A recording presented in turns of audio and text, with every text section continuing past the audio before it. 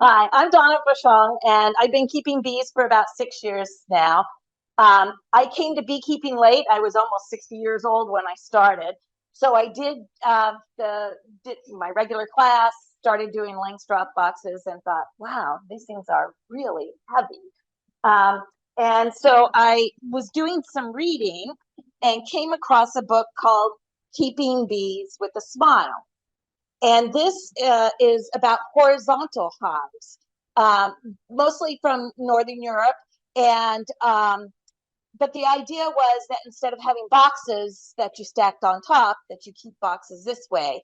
And these boxes were really pretty insulated, which I did to start with. And we'll go through some of the different kinds of horizontal hives because it means different things to different people.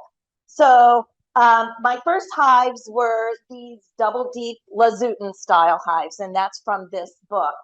You have your Layens hives, which have different size frames. So you need a different kind of extractor if you're going to use that. And then next, um, those Lazuten hives use two double frames. It was important to me when I was going to do horizontal hives that I could use products that were common and I could use my extractor, which I already had. So in my double deep hives, the ones that I came out of here, I just take two deep frames and I cut the ears off of the bottom one. And then I have holes in my frames or in my foundation, and these get zip tied together. So they're in the box like this all season. Um, and when it comes time to extract, I take the zip ties off and I extract them in my extractor just like I normally would, and then I put them back. So, but that's pretty heavy when you have a double frame that that is full of honey. So next, so other types of hives are the Kenyan top barred. Those, the drawback I see for this is you have to destroy the comb if you want to get the honey out or have just comb honey. And so for me, that wasn't very useful. What I've gone to now are these long Langstroths. So it's the size of a Langstroth, box, except that it's extended. Mine currently these are made out of 2x material, so 2x12s, 2x4s. The top is insulated, and you have all your cover boards. So we can go next. You said you made those? I did. So other kinds of hives that you can get long Langstroths with all kinds of things built in these days. You can get them with flow hives. You can get them with a super. I'm not sure why, because now you're lifting boxes again, so you kind of defeated the purpose. But it does have nice handles. Yeah, these are not ones that I have, so these are ones I took off the internet. Okay, so next. So this going back to this is how I started, and these are the two horizontal hives that I started with. So these use the double deep frames. They'll hold up to 30 frames. These boxes, when we built them, they're it's inside. My husband is such a sweetheart. I said I need it to hold this size frame. I need the wood box, but it has to have 2 inches of foam insulation, and then it has to have the outside. So go. And so that's kind of what he came up with. There's some basic directions in this book, but that's where we started.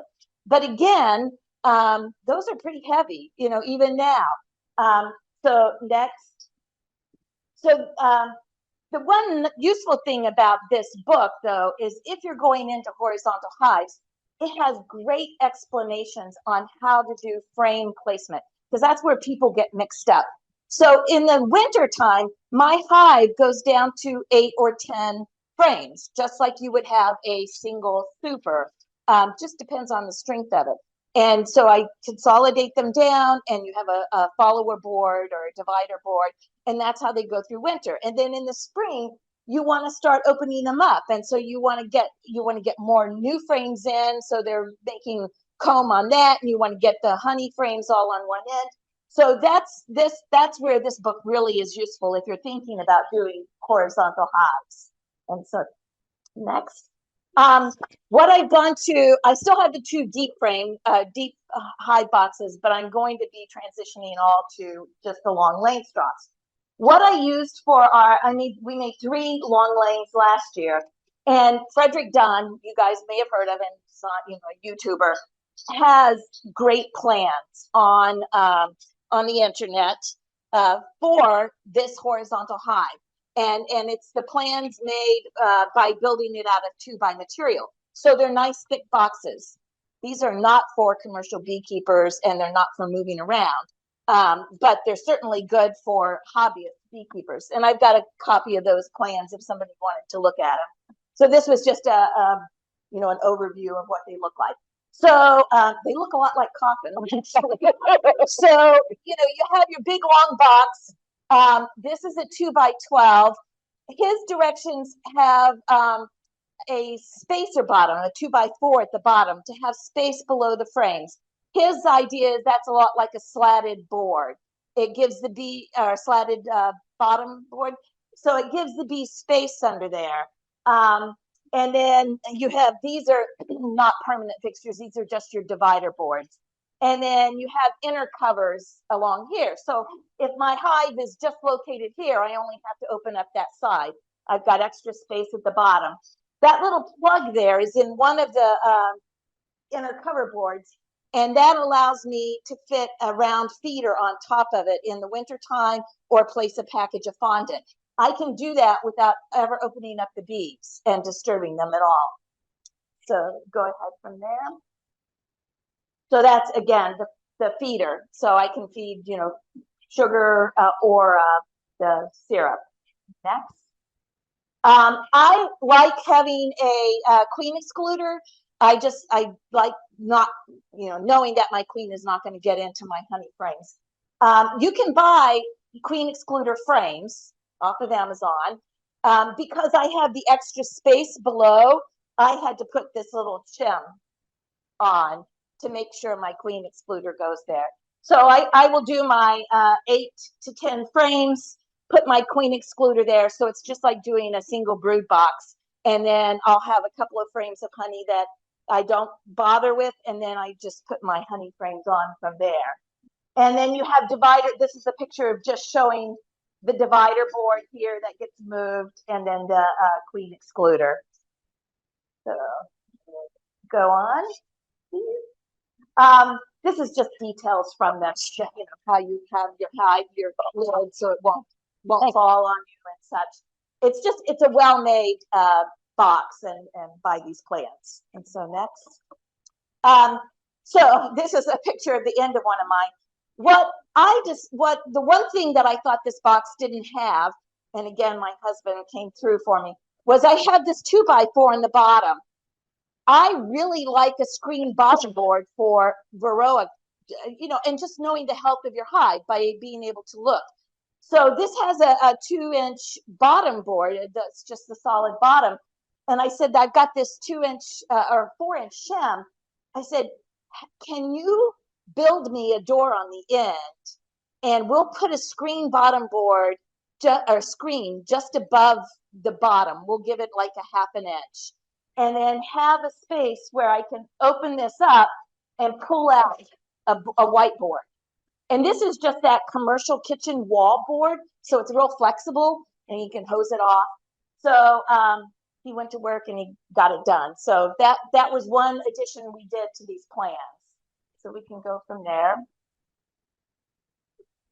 And this is just showing kind of the pictures of how we went through. This is the opening and how he made it. So you can just kind of go through some of those. And we just have a pull cord on there to pull it out. And again, just some of the ways it was made. So the way to do that was he built this frame, and it's spaced up a 1/2 inch above the bottom. And then we covered that in the hardware cloth. So now I have a screen bottom board, and I still have about 2.5 inches below my frames. And I'm okay with that. In the brood chamber, they will build comb under there. It's mostly drone comb. You can cut that off as part of your ITM, or you can leave it And when they're building, I've never in 5 years of using horizontals had bees that built all the way to the bottom, even though you have the space. They don't attach it to the bottom. And that way you're not pulling out, breaking open queen cells too. In the winter, they will take that brood comb under there and they will fill it with honey. And now I have 2 inches more of space for them to work up with honey stores before they get to the top of that frame. So just some of the features on here, I have 2 entrances on these. So if you're looking at this, the lid is going to come towards you. So this is kind of the front of the hive. I have 2 openings there. I really like these round disc openings because I can shut it off if there's robbing. I can keep ventilation. I can put it on the queen excluder if I've gotten a swarm or something. I primarily keep the hive in one side. Right now, all of my hives this spring had queen cells early. And so I split them, but I was running out of nuke boxes. So I can divide this thing off, and every one of my long lengths right now have a 5-frame nuke in that end. Oh, wow. So then I can, it makes them look pretty versatile. So up in the top, I have a smaller version of that. I don't do a lot of ventilation. I primarily just do my opening at the front. But this allows me to open it up if I've been working with them and I've caught bees when I shut the lid, they can escape. And if it's just super hot, I can open it up too. This is probably a video. We don't need to go through that. I had some videos that were just showing what some of the features were and how you work it. If we're sure.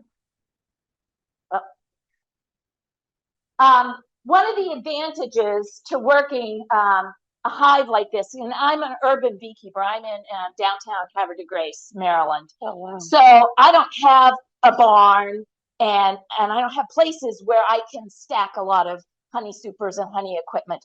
I don't need any supers with this. I just need to be able to store my frames. And actually, if in the winter I have my hive down to 10 frames, I still have a lot of space here. So I can store frames in my hive if I need to. I can always keep my feeder in there. The way the lid is made, once you have your inner covers on there, I store, I keep all my record keeping in there. So I have like a waterproof notepad and a mechanical pencil. I can keep a hive tool in each one. So I'm only using that hive tool for that hive. Cut down on disease transmission. I have 3 of these right now, and then I still have the 2 deep ones. And then each apiary I do for the town and for myself, I have a couple of nukes, just, to have those extra supplemental hives. I was just gifted from a friend out in Ohio, Amish man. I have 2-inch rough cut pine that my husband is going to make me 2 more of these, but in that rough cut pine to develop that propylene envelope inside is the idea. And it's truly 2 inches. It's not the 2x material. So it'll be interesting to see how that goes. And then we're done with hives, but at least my husband says he is. So anyway, here are some of the pros. There's no heavy lifting, allows older beekeepers or those with disabilities to keeping bees. Last week I fractured my wrist. We're going to see how disabled you can be to keep bees in here. And that's Shayna's fault because I was out on a hillside planting the new plants I got and slipped and fell and caught myself. So anyway, they are more convenient because really you're just lifting. You're also, you have extra space here. So you're never putting a frame outside. You're always keeping it inside the hive so you're not dropping your queen off somewhere. I just think it makes it a lot easier. It's less disruptive to your colony. You're not taking part of their house and breaking it and setting it on the side here. You're just simply lifting up frames and then moving them back in. And depending on what style of hive you built or bought, you can feed and check on your colonies without ever opening them up and disturbing them. A lot less equipment, so I don't have to worry about the neighbors calling the town and saying we've got stuff all over. And again, you can convert it to two colonies in there for a smaller nuke. I need to get my nukes out pretty soon because I've got to start adding more honey frames. The cons of it are it's a different kind of beekeeping. You've got to learn a little bit how it works. But it's really, if you just can take your regular hive and turn it on its side, you can still do a demery method with this. You can take the eggs out of one side of the queen excluder, move them to this side, and put in frames. You just kind of have to change your mind about it. The biggest con is these things are wicked heavy. So once they're in place, they're in place. You're not moving them to do pollination or something like that. But for a backyard hobbyist beekeeper, particularly someone in the urban areas, or for people who are just, can't physically do those heavy boxes, this is a really great option. The one thing I would say is if you consider horizontal hives, consider using standard equipment. If you're trying to reinvent the wheel from the get-go, it just makes it harder. I can just go and buy regular frames and I can pop them in. The only thing I'm doing, alteration I'm doing to these is cutting the ears off and doing the zip ties back and forth. If you're starting out and you don't have any equipment and you want to get lay-ins hives and get a lay-ins extractor, then that's doable. But if you've got all the Langstroth equipment already, it seems like you're making it harder on yourself if you're trying to do multiple kinds of frames and such. But anyway, I found that this is really, really a good way for me to keep bees and still make it pretty convenient. I have still had honey harvest equivalent to what I had in Langstroth boxes. So, up to 80 pounds for the, for a season, in one of these. So, anyway, questions? Yes. Now we're used to thinking of birds. Right. How do they pass? And they do pass. And that was one of the reasons I started with those double deeps. Was at that point was the idea was you had to have at least 2 deep brood boxes for bees to make it through winter. And then you start looking around and it's like all these people are successfully keeping bees in single brood chambers. How why do I need 2 deeps? And that's why I went through this. This was my first year overwintering in the Seagull, the long Langstroths, and it was my 4th or 5th winter for the double deeps. For the last 2 years, I've had 100% survival through winter. They've all come out. So, and I think part of that is you're still taking them back to a smaller colony for the winter and allowing them, lots of space to burst out in the spring. They do move through. And like I said, I've got that little bit of extra too. I mean, bees only move a certain amount each day.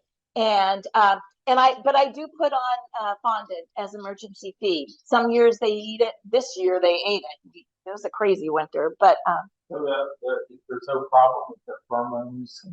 They're going to be happy. No, because it's still just like instead of having boxes on top of each other, I've just got them sideways, and it's just frames. So I've never had problems with them, not moving through. So, yeah. Can I ask you 2 questions? Sure. One about the storage. When you store, I love the idea of getting all this crap out of my garage. Yeah. The frames on the side that you store. Yeah. Do you have a wax moth problem? I have not, but I tend to at the end of the season. What I use it mostly for is storage, so I've got everything positioned there throughout the season. I need 2 more frames, or I extract and I'm going to put these back and let them be cleaned. And then I can set them in the hive for a week or so to see if I'm going to need to put them back in the colony. For overwinter storage, I spray them with BT and I store them in hive keepers, hive totes. Okay. So they don't go into hives over the winter. I keep a few, but not a lot. But I've never had problems with the with the high Wax moss. moss. Okay. Yeah, The other question is, can I, because if you said one of them was 30 frames, they all about 30 frames. has anybody ever experimented with just repurposing 3 deep boxes, putting them together and making some kind of horizontal hive with 3 deeps? That's what I want to try. Yeah, I mean, certainly you can try that. You're just going to cut out the walls on the side. Right. You. George told you me just it's have not to going to work. Yeah, yeah. Then you've got to figure out, your lid and all that. The stuff lid, the bottom, yeah. So, with that, the inner cover, is there like vent or access for them to crawl over the top? yeah, I have bee space under it, just like a regular inner cover in a Langstroth. So, when you're making your box, you've got all these dados, and so you've got it where your frames will set, and then above that, there's bee space, and then the inner cover sits on that. I will say we were using, because these were kind of an experiment, we were pulling stuff from the attic, and we were just using 2x4s and ripping them down. That's a lot of 2x4s and inner covers. I would go at least by, the just 6 inches wide, or even 4 inches wide would be better. Or 6 inches wide. So you don't have so many pieces. Your husband gave you good insulation too. Yeah, amazing. Yeah. So, and I love that when come winter time, the only thing I do to this is above those inner cover boards, I put a roll of double bubbled Reflectex, and I shut the thing up. There's no wrapping anything. There's, other than having gotten them down to 8 frames, there's no winter preparation. It's really just closing them up and going. Yeah. So, and it's easy to vaporize through the front. That's what I do for treatments most of the time. So I just have a wooden plug that I can put in that 2-inch hole that has a hole drilled in it, and I stick my vaporizer in there. And, a minute later, I'm done. So I find them easy to work with for me. So not for everybody, but any other questions? Nope. I'll leave these books and paperwork over here if anybody wants to take a look at them. Cool. Later. Thank you.